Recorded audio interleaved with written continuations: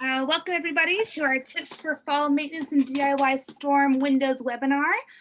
Thank you guys so much for joining us today. Before we get started, I just want to go over a quick housekeeping rules. Feel free to have your video camera on or off.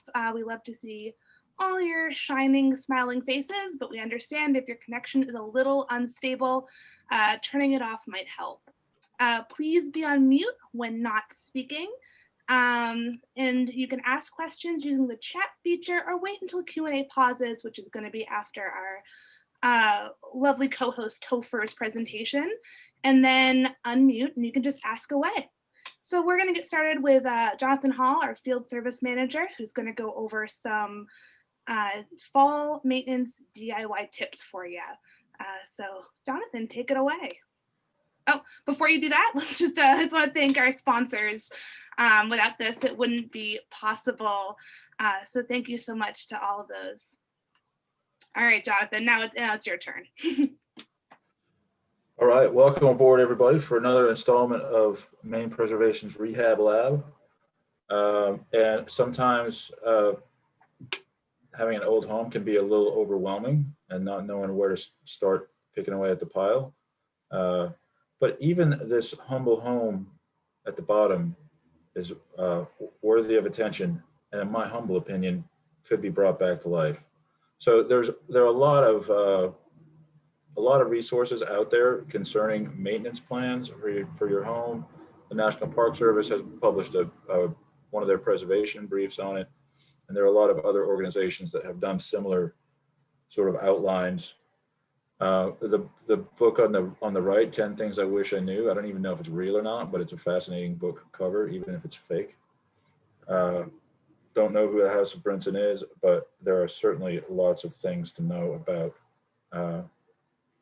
the ins and outs of preserving your historic home. Next, Anna. So the simplest thing to do is just kind of start from the bottom of the house. As you're getting ready for, you're doing your fall cleanup in the yard, there's just certain things to be on the lookout for. And a lot of these things are not, you're looking for major problems. You're kind of looking for small problems that may turn into major problems if you don't keep an eye on them. For example, foundation cracks, some of those are perfectly normal. Some of them indicate much more serious problems. So if you just kind of go around and for some things like that, sort of establish a baseline, take some photos, maybe even take some measurements, keep some records, document some things, and see if, over the long, cold winter, when you check it again in the springtime, things have moved more or stayed about the same. It's not a bad idea to fill the cracks with something removable, there's, so that, when you do address it more thoroughly in the future, if you have to, that whatever the product is can be removed, whether that's an appropriate masonry product or just some latex caulking or something like that. It's just good to do a little research to figure out and to make sure you're using something that's not going to cause problems of its own down the road. And then simple things like, getting all the leaves that fall in at this time of year, get them away from the foundation of the house, get a nice clear perimeter around the building, cover your basement windows, if you have them, with those handy little light well protectors, the light well covers. They keep the snow off the windows and just keep things open and clear and keep a bunch of junk from accumulating on the windows, which can cause a lot of problems. They're super easy to install and they're cheap. I mean, I think they're like $20 or something. So next slide, please. And then as you're working your way up, you're kind of doing the same thing. You're looking, if you have masonry, you're looking for cracks or spalling or signs of excess moisture, which could show up in the form of algae growth or, mold, mildew, or just general dampness, anything like that. And again, document cracks in masonry. Um, Make sure it doesn't get worse as the seasons progress, as time progresses. If it's staying about the same, it's probably the building moved not too long after it was built, and it's kind of stabilized itself. Sometimes it's just in the first 15 or 20 years after they're built, they move around a little, and then everything sort of settles into place. For wood siding, wooden features on the house, you're looking for, again, moisture is always the big enemy. So if you look, you find areas of small areas of rot, failing paint can indicate moisture. Cracks in the caulking. You want to just make sure all that stuff is sort of addressed before the weather gets really bad. So for minor decayed wood, you could repair it with some consolidant and filler, prime and paint it, just to keep the weather out until the next major paint job. And it should be ready to go for the winter. So re-caulk around the windows, at the corner boards, at butt joints on the siding if you need to. And yeah, just essentially establish your yearly baseline and you can compare it to previous years, see if things are getting worse. They tend not to get better on their own, but as long as they're not getting worse, you're going in the right direction. Next slide, please. So chimneys can be a little hard to, chimneys and roofs can be a little hard to access, but if you use a pair of binoculars, you can take a look at your chimneys, make sure there's, the flashing looks good, the border joints look good, you're not missing any bricks, your chimney caps are good, all that kind of stuff. And then it's probably a good idea to have if your chimney is used regularly as it was intended to, have your flue checked out before you head into the season where it gets its heaviest use, just to make sure everything is safe and secure. So you're looking for same kind of things you're looking for at the foundation, at the walls, cracks, spalling, missing bricks, loose mortar. It's all the same kind of stuff. If your chimney is leaning, it's not a good sign. So, and check it in the fall, check it in the spring. You'll be able to notice smaller problems becoming bigger and address them before they become huge problems. Next slide, please. So eaves and gutters are kind of problematic area. Gutters fill up with leaves, especially this time of year when the leaves are falling off the trees and they don't drain properly and they freeze. So just make sure the gutters are clear, make sure they're draining at the ground, to make sure they're draining away from the house, that the water is not backing up and running into your basement. Look for holes in the eaves where squirrels, though they're cute as can be, they're also very destructive. Make sure there's no place for wildlife to get in. They don't need much of an opening to get in. Very small opening, they will make it bigger themselves if they need to. So keep an eye open for that kind of thing and get those holes sealed up. Well, and it's really best from a horticultural standpoint to prune your trees and shrubs just prior to springtime, for the sake of the shrubs and trees, but for the sake of the house, if something is really intruding on the house and, once there's some heavy snow load on it, it might be even worse. And just make sure there's no trees or limbs that are going to damage the property over the course of the winter. If we get a good winter storm, things could certainly do a lot more damage. Next slide, please. On the inside of the house, it's easy to overlook stuff in the basement because, in my case, I don't go down there unless I absolutely have to, unless I need something down there, and I just go down and get what I need and come back out again. So it's easy to just overlook things down there, and fall is a good time to do a little more careful inspection. Look for signs of water intrusion. Um, take a whiff. Does it smell musty or damp, or like it's getting worse? Um, Schedule to have your furnace serviced before it's in heavy use. Same thing with your hot water heater. It's not a bad idea to at least partially drain the hot water heater once a year or so, and the fall could be a good time of the year to do it. Some of the more modern water heaters, the tankless heaters, and the dehumidifying hot water heaters have a little bit different requirements, but they still need to be, maintained and seen to once a year or so. So it's a good time of year to schedule to do that before heavy use.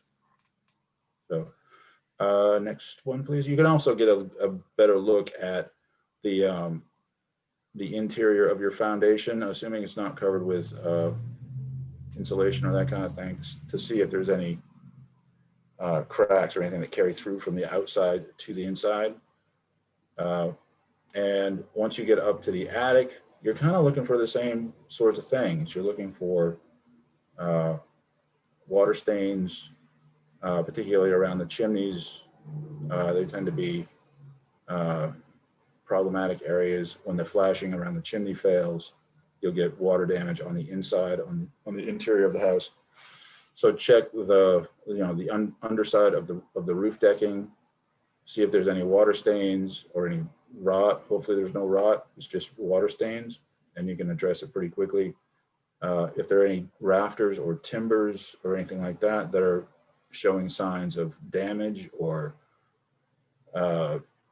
checking or cracking or splitting, or again, it's possible some rot if water is getting through. It's a good opportunity to just check all that stuff out. See if you have any small problems, catch it before there's any big problems. And again, squirrels love attics, among other things. So, and they love to bed up in your insulation. If you have insulation in the attic, sometimes you find a squirrel nest in there, raccoon nest, and of course that's best left to professionals to come and remove the animals. But keep an eye out for it, because they like to be warm too. So they're going to try to get to the inside of the house pretty tenaciously, and they don't need much space to do it. So it's just something to always keep an eye on. In fact, I was just having a conversation yesterday with a friend. She has squirrels in her house now, so she's trying to get rid of them. She says they're flying squirrels, which are even more cute, but still just as damaging. And then on the interior, away from attics and basements, check on, look for stains on the ceilings, on the walls, anywhere that looks like there's been some water getting in, any kind of trace back. So try to find out where the water is coming from, and hopefully, if it's a minor problem, you can do something about it pretty easily, and keep it from becoming a much bigger problem. So, next. So, and that brings us to the big issue is the windows and doors. Same problems kind of applies: filling cracks, weather stripping, caulking, repairing the putty if you need to, removing your screens this time of year, putting up your storm windows, making sure everything's in good shape for the long, cold, dark winter. reglazing some of the window panes if you need to, and making sure, you know, if your windows, hopefully your windows operate. So slide them up and down a couple of times to make sure they're operating well, as they should. And that can actually reveal some hidden damage sometimes that can be addressed pretty easily. So check the sills for any beginnings of rot. Sometimes when the storm windows are on, they can get some condensation between the storm window and the interior window. And it's just a good opportunity to maybe even give them a little time to just air out. So maybe, you know, take the screens off one weekend, let the windows air out for a week or so, then do whatever repairs you need to do the following weekend and put your storm windows on. So, and then since we're on the topics of windows and doors, I'm going to turn this over to Topher Belknap from Mid-Coast Green Collaborative, and he's going to tell us all about interior storm windows. So take it away, Topher. Awesome. Thanks. So I'm going to stop this share, and then Topher, you can share your screen if you want to. Do you want to run the movie, or should I?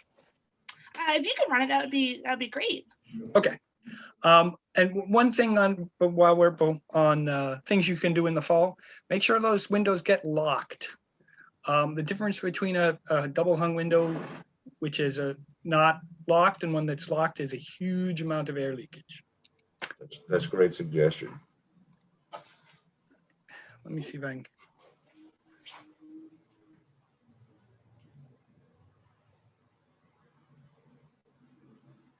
Awesome. So just a little bit about Topher while he's getting the movie going. So like Jonathan said, he is part of the Green Threat Consulting, and he has years of experience working in energy efficiency for home. He co-authored Passive House, a gradual approach to efficiency in Maine. He invented a highly efficient removable double pane plastic film. And so we're just so excited that he's here to share his knowledge with us today.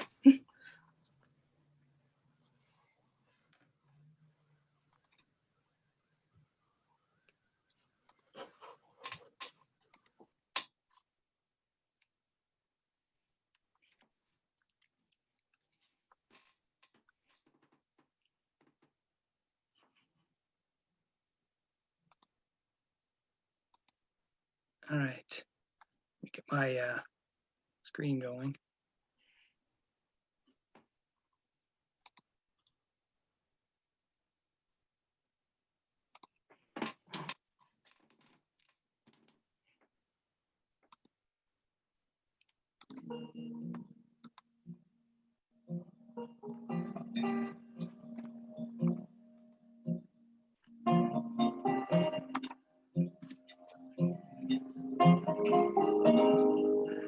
Okay, can people see that? Yeah. Okay. So these are the tools for making the frames for the windows. And I'm going to go through the process a bit here. This does not have a voiceover, so I'm going to give you it to you as I do it. This is normally the frames are made with 1x2. It's very hard to find 1x2, so sometimes you're going to need to rip a 1x4 down into two pieces to make the frames. This is my setup with my table saw. And please don't complain about the guard. I know, but this table saw is 50 years old and I can't find a guard for it. So keep your fingers away from that blade.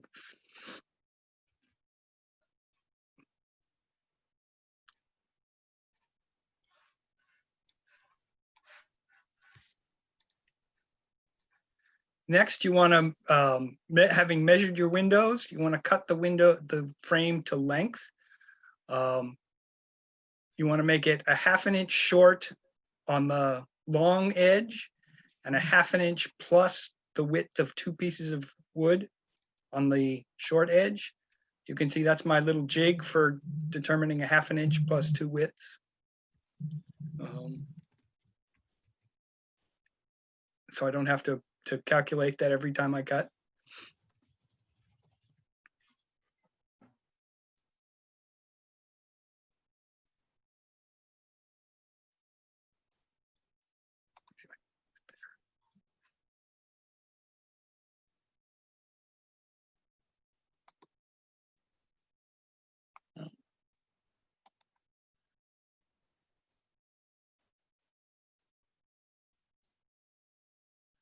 When you're making them, you want to make sure you label them so that you know which windows they go into. That's an excellent tip. Often windows are a little bit off, 1/2 inch one way, 1/4 inch the other way. So when you're making them, keep track of which window each piece of wood is as you cut it. This, what we're seeing right now, is putting a couple of little marks in the ends of the board for the screws. I've made a little jig to do it, but you know, an awl and a tape measure is fine. If you're making a lot of windows, that's a nice little toolbox. Yeah, it took me like 5 minutes to make. It's not a tough tool to make. This is my corner clamping system, but any right angle, you know, a nice square piece of wood that you can clamp the pieces of wood to is fine. I use number 9 3-inch deck screws. They have a T25 Torx head in them, and they work fabulously for this. One of the problems with like slotted screws or Phillips head screws is that they slip out, and those just never do. The drill bit here is a 1/8 inch drill bit with a countersink on it, all set. So you're not going to use any glue. You're going to screw all the pieces No, together. no glues involved in these. No. Right. When I make them, I take the best surface and start that up, and I make 2 L's, and then I flip the 2 L's over and put them all together into a rectangle. That way there's always a good side that I've made, so that'll face inward on the windows. You can paint them, you can stain them. Most people, you know, don't want to take the effort or pay me to take the effort to do that. And they look fine. The wood is sealed, so it never ages much at all. This is putting in the center cross brace. Anything over 44 inches, I put a cross brace in to make sure that the frame doesn't bow in when it gets heat shrunk. And Topher, do you measure that to have it hit the rail, the meeting Yes. rail? Yeah, either, you know, however you think it looks good.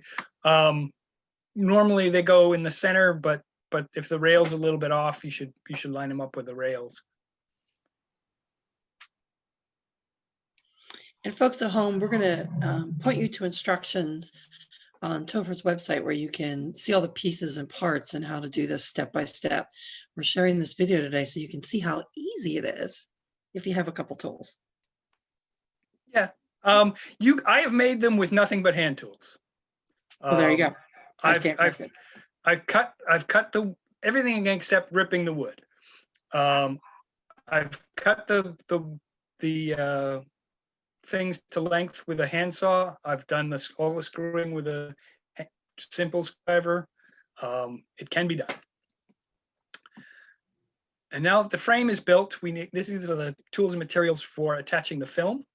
The film goes on the inside edge and the outside edge, and thus you have a air space between your window and the storm, and in between the two pieces of plastic. That gets you two air barriers and, pardon me, two things. All windows should be labeled. All windows should have a maker's mark on them so that you can show your pride in your work. Awesome. And it looks like we do have a question, Topher. Richard wants to know if the deck screws are unique in their ability to grip in that direction and work into the end grain. Those are nice. Deck screws are nice. They have a nice cutting edge at the beginning so that they go in smoothly. But you can use any screw that, drywall screws work too. I do recommend you go with 3 inches. Otherwise, I've had windows that other people have made that were used like 2-inch screws and the corners fail. So this is the film now. I buy film in 2,600 foot rolls, but you can buy it in kits from the hardware store. You can buy it from me by the linear foot, pardon me. The stuff I get is graphics grade, very, very clear. Once the windows are in, it's very hard to notice that they're there. And now I have lifted up the tape in each corner and getting one edge set. The advantage of that is if it doesn't come out evenly with the other end, I can adjust just the corner rather than trying to adjust a whole length. You don't need to get the film tight when you do this, just tight enough not to have any wrinkles.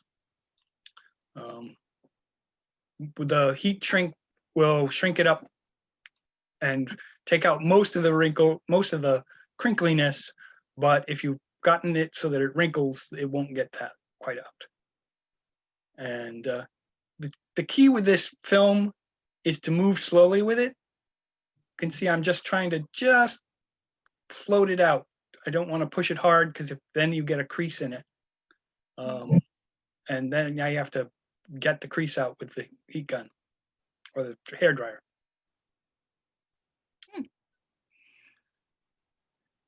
The tape goes along the long edges first, so that when you're doing this process, you don't have the tape in the way of the film coming down. That's just a little optimization. When you're attaching the film to the tape, run over it with your thumb very lightly and get it attached, and then go back over it and firm it up, get it nice and tight.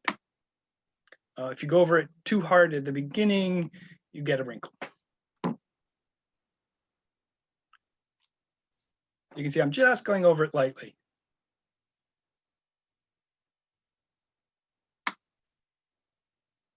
And then back down more firmly.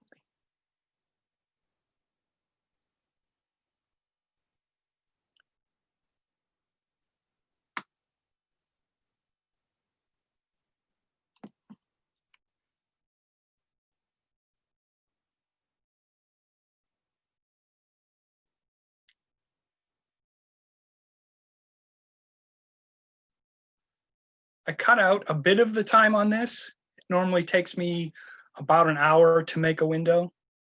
If you're just starting making them, it'll probably take you an hour and a half. But a lot of the actual process is shown here. And sometimes I show it once and then in a close-up. So 24 minutes, which is the length of this movie, it's not that great a shrinking of the time that it takes.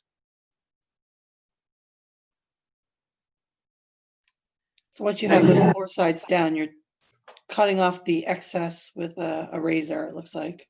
Yeah, it's a box knife, which I Mhm. found to be the best tool for the job. You got to be careful with it, but it's really the best. It runs along that edge just smoothly so that you get a nice clean cut on that edge. You don't have to worry about trying to do it with scissors or whatnot. Just close it up every time you're done with it, and keep it out of the reach of small children. Now, I have taught kids as young as 7 or 8 to make windows. So Wow. if they're responsible kids, are happy, you can get them to the point where they're safe with that box knife. Now you shrink the film with the hairdryer. You start by going around the edges. Start in one corner and go all the way around the edges. That gets out the majority of the wrinkles. And then you go back over the whole thing. There's often a problem there at the cross brace. You can see it wrinkled a bit there. Well, you can see how that's smoothing out just perfectly. Yeah, Awesome. absolutely. The other place that you get a problem sometimes is the crease, the original crease on the film. The film is folded, so it's and it's been like that for months. So go over it again with the hairdryer a little bit more thoroughly to make sure you get that nice and smooth. And now I'm just going over the whole thing slow. It's about 2 inches off the surface of the film, and make sure it's all nice and tight and smooth. Should your film loosen up, this is me going over that crease. You can see I'm going a little bit slower. And if you look at it at an angle, you can actually see that crease going away as you hit it. So is this purely aesthetic for look, or does it have a qualitative effect as well? Oh, absolutely. Yeah. You don't want it to flap in the breeze. You don't want them to be wrinkly so that you can't see through it. But it keeps that air still, and the insulating value of air that's still is very high. The insulating value of air that's moving is very low. All of the vast majority of the insulation that you own gets all of its value from the fact that it has air in it and it keeps it from moving. Oh, interesting. So we have another question from Terry, who asks, should you tape the cross brace? No. The cross brace is just there to hold the frames apart, and if you tried to tape it, you'd get the film. A, it would be hard, but B, the film would catch there and it wouldn't smooth out quite as nice.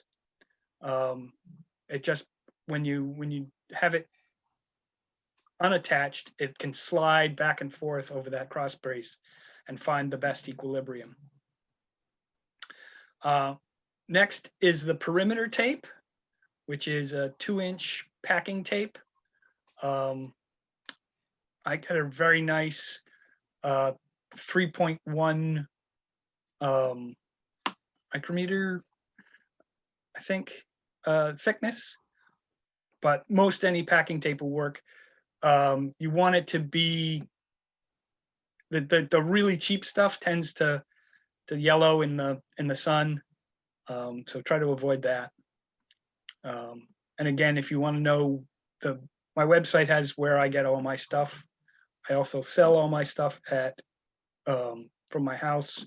So if you need stuff, give me a call. I can get you individual rolls. Occasionally I can get you half rolls if you need a half a roll.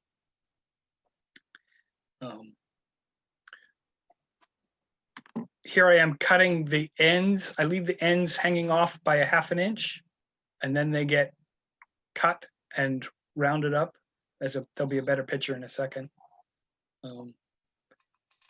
But you put it down on one edge, roll it over onto the edge. Oh, here's a good shot of that. See, it's just hanging over about a 1/2 inch, and then it runs right along the edge of the double-sided tape. And if you do this, do it on the front side, you get that nice that nice look right along the edge of only one line rather than two. The back side will be a little bit off, so do the front first. That gets all wrapped around, and then a slice. This is where you can cut yourself, so be careful. Middle part goes in, bottom goes up, top goes down.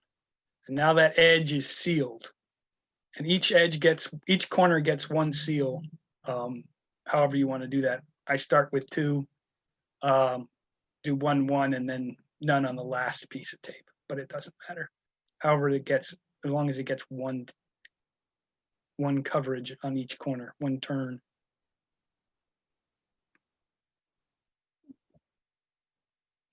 And is that sealing just to make it airtight, or it like?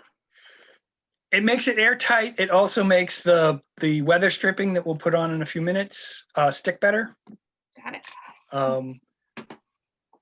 And it makes sure that air, that wood doesn't get any moisture on it or air or anything. So it's hermetically sealed.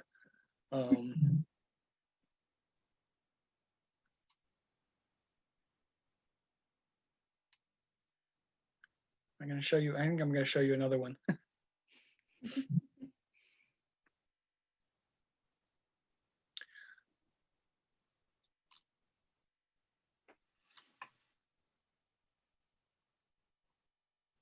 can see I'm just walking it down a few feet at a time. Make sure it goes right along the edge of the previous tape. And smooth it lightly, and then come back and smooth it more thoroughly.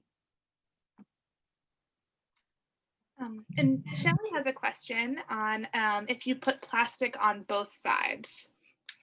Yes, I'm sorry, that wasn't clear. There's plastic on both sides. That gets you your airspace in the interior storm itself, plus another airspace between the interior storm and your window, giving you effectively, if you had single pane windows, you now have triple pane windows.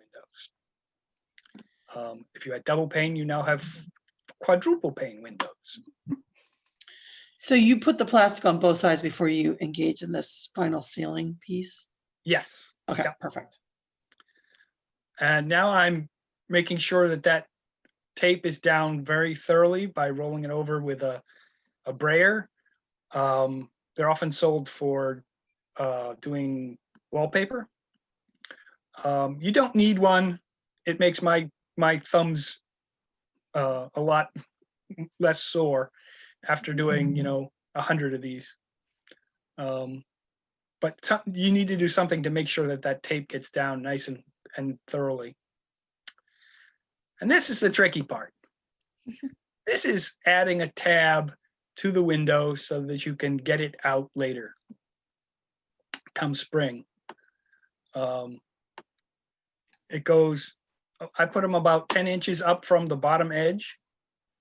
It goes from the beginning of the inner side of that frame around the edge,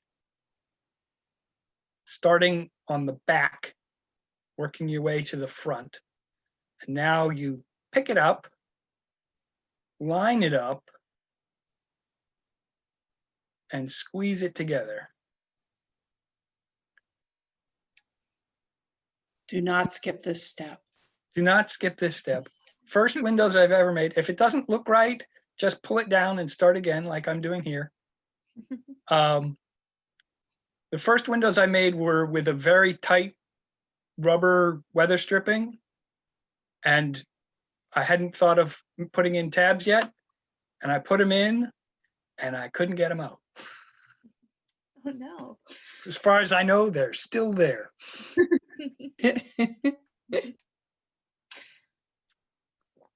So that's what it looks like when it's finished. Basically, once it's in, it'll disappear. You won't notice it.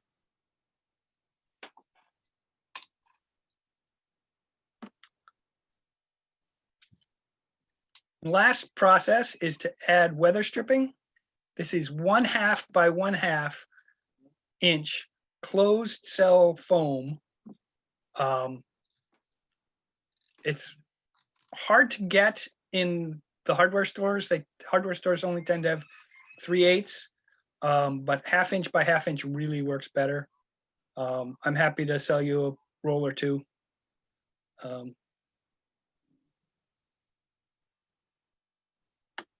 Here's my my lazy Susan for unrolling it, because it will want to kink up if you let it. So you didn't roll in that last shot, you didn't roll it around the corner, you cut it. Do you not Absolutely. recommend? Do not roll it around the corner, or you will leave a hole. Cut it on every corner. I cut it off flush with the wood, and then the next piece, which is out of frame, the next piece goes over the last piece all the way out to its edge, and then it goes along into the next edge, so that you're getting an overlap on that corner. If you try to put it around that corner, it'll bend in and constrict the weather stripping, and you'll have a hole, and that's defeats the whole purpose of these. They have to be airtight, or you lose that second air barrier, which is getting you half of the insulation value. Now, just out of frame. Sorry. And don't cut the tape, the backing on the tape. Rip it so that you don't, to hi to my wife.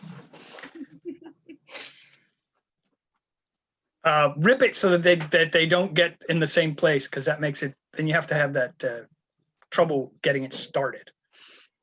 Okay. And that's it. So That was questions. great. That was awesome. Thank you. Yeah, questions from the audience. I mean, hopefully everyone's really encouraged. I know I am, to probably take this task on in the very near future. I have taught people from 8 to 96 how to do this. So you can do it. And ultimately, and as we said earlier, we'll distribute links to the information on Topher's site, as well as some other sites, to give you more encouragement. And remember, in this time of COVID, they're standing down right now, but if you don't want to build the entire window yourself, window dressers is going to be another option post-COVID. They do workshops all over the place to help people build windows as a group, where you would just, instead of doing every single task that Topher just showed you, you would be assigned one role, and you'd be like a little Henry Ford assembly line building out just your little piece of the window. You wouldn't get the full picture, but at the end you'll get a window. And Laura's on the call today. She was with us a couple weeks ago. Not everyone on this call webinar today may have been on that last webinar with us, so we asked her to join us again today, and we'll circulate her organization's information as well. But due to COVID, they are quiescent right now to keep everyone safe that wants to build windows. So let's take some questions. I've got a bunch of questions, Joanne Tuttle. What about problems with sun and moisture? We have a house in Maine that gets full sun all day long. Is there a problem with it continuing to shrink because of the heat? Or does it dry out the tape fast? What's the result of lots of sun? The result of lots of sun is that you lose some of the longevity of some of the various materials. Sometimes what happens is one of the tapes will fail. Sometimes the film itself will fail, and it'll either rip or it'll get brittle and have little flecks of stuff in it. And that happens sometime between 7 years and 11 years. So do you leave these in all year long, or you take them out? Most people take them out during the summer. Mhm. That lets you open the windows. Right. You should store them someplace safe, and that will increase the longevity if they're not in the sun all year round. Okay. But there are people who do leave them in, and they come in at the lower end of that longevity scale. Okay. And what about the moisture buildup that you get sometimes between your windows? If you do it right, make sure you put the interior storms in on a warm, dry day. You should not get any moisture infiltration into that space. Okay. Part of our problem. Unless you've got other problems with the window. Yeah, exactly. We have other problems with the window where there's leakage just Yeah. because they're very, very old sash. So you're going to get some air. Yeah, do what you can to keep the air leakage in the window down to a minimum. You can get a clay-like weather strip, a weather caulking that you can remove in the spring. Mhm. If you don't use that window, you can seal it more permanently. But the moisture is going to be coming from the inside of the house, not the exterior. So keep that in mind, and see how the interior storms do. Mostly, if you get condensation on your glass, that will go away. Okay. Yeah, can I speak to that too? This is Laura from Window Dressers. Sure. And Joanne, most of our customers have reported that once they put inserts in their windows, the problems they had with condensation on the inside of their windows disappeared. Okay, but I also get some buildup from exterior storms on the windows. Is that because the interior window, if we have the exterior, is that because of the leakage of the interior? Yes, Yes. Okay. that's moisture coming from inside your house and trying to find its way out. Okay. And that's one of the things that's one of the prime problems with old houses, is making sure that moisture doesn't get, you stop it as early as you can. And if it does get into the house, has a way of getting out and doesn't Okay. condense and freeze in the structure of the house. Okay. 'Cause Did that you will kill put, the house. yeah, that makes sense. Did you put the foam tape in the middle of the frame side? Yes, generally that's what I do. If the window is abnormally thin, if the place where it's going to live is abnormally thin, I will put it on the back edge so that it has as much chance to grip as possible. But Okay. generally there's plenty of space, and I just put it in the middle. So Terrific. just for my clarification, are we talking about the weather stripping down the middle of the sides, or are you actually talking about putting some tape in the cross brace as well? No, I'm talking about the weather stripping around the edges. Just around the edge. Okay, perfect. Another question is the hairdryer, the heat and the strength of a hairdryer. Does it matter? No, you're better off if you can find an old one. The new ones tend to have a bigger head, and they're more diffuse, so they don't heat as quickly. So I go to good Goodwill and the yard sales and pick them up for 50 cents a piece. Okay. One other question, and it's kind of a biggie. What do you do with Georgian arch windows? Georgian arch windows, I custom make the frame to fit the Georgian arch. Have you ever used that compressed wood to make the interior frame? No, I just use regular pine Okay. for all my stuff. And then what, do you make them in multiple pieces for the Georgian arch? Yeah, you do the straight pieces as straight pieces, and then you put together a wide board. Yep. And put it on the bandsaw to cut that Okay. curve. Okay. We have 14 Georgian arch windows, so. Well, you're lucky and unlucky at the same time. Exactly. Amen. Thank you so much. Awesome. Thank you so much for your questions. Does anyone else have any questions for Topher or for Jonathan? He's here to answer your fall DIY quandaries as well. I always have questions. This one's for Jonathan. Okay. One of the things that I hate more than anything in the world is caulk, because in having two old houses, people overused it and it's always cracking, and you're always cleaning it out.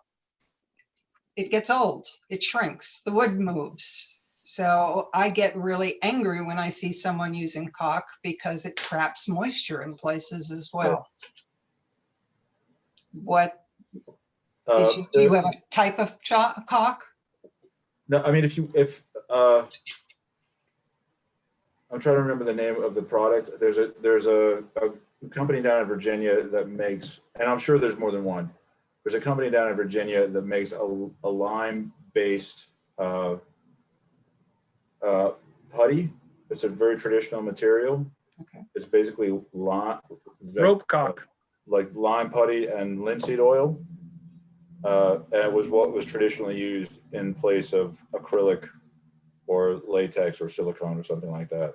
And it's naturally breathable.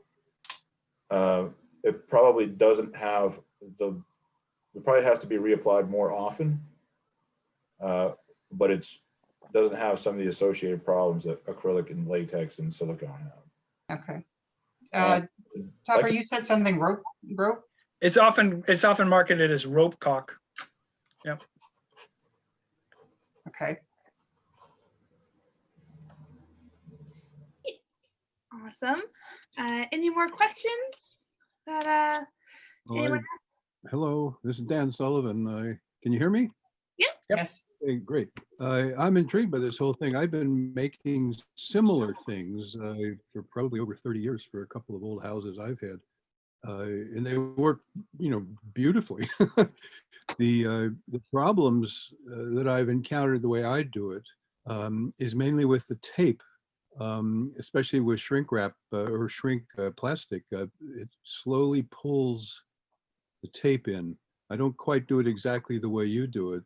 Maybe wrapping that packing tape all the way around the edges really does the trick. But the double-sided tape, I've had a difficult time finding appropriate double-sided tape that holds its position and stays sticky. Go look at Uline, which is a packing company. Oh yeah, I'm familiar. They have a very nice double-sided tape that's much cheaper than the stuff you get from Frostline or the other stuff. Yeah, well, and that line stuff I found is absolutely horrible. I mean, absolutely. it But the packing tape makes a huge difference in making sure that tape doesn't fail. Yeah, Though I still get some failures. yeah. Well, what I've been doing lately, I've bought double-sided carpet tape, which is wide, and I basically, I think it's like a 3-inch wide roll. I cut it in half, linear down the middle, use half of it and wrap it around the inside surface and the outside, not the inside. Anyhow, wrap it around the edge of the frames, and I staple my stuff on, and because I just don't trust the tape at all, and it works pretty well. I've not used the foam around the outside for sealing. What I do is when I cut the plastic, I leave about a 6-inch overlap, kind of roll it up and staple it all across there, leaving a folded up, rounded kind of equivalent, I guess, to the foam tape. And then I insert the thing into the window. Now I only cover one side of the inserts with plastic, and they do a fabulous job. Two sides, I'm sure, would do better. But the one side, I'm a great fan of these things. I'm just intrigued and happy to see that it's being done on I guess, a much more professional basis than what I've been doing. But anyhow, very good. I'll probably contact you to get some of your plastic film as well. Is the plastic film you use, the heat shrink stuff, different from the frost line and the standard heat shrink stuff you can buy in a hardware store? It's the same basic idea. The stuff I get is thicker and it's clear. It's called the graphics quality. It's what people put over posters and stuff. And it's very clear. It's very nice. Okay. I'm sure I could chat on more and more about this, but I will stop now. Awesome. Well, thank you so much, Dan.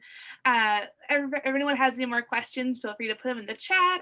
But I'm going to sort of move on to the next slide and tell you about some of our upcoming events. We got lots of good stuff coming down the pipe. On Wednesday, November 18th, we're going to have a historic structures report with Matt Collins. It's going to be an interesting event. And then on December 9th, we're going to have a session on historic preservation easements with our very own Ali Bernuevo, which should also be very informative.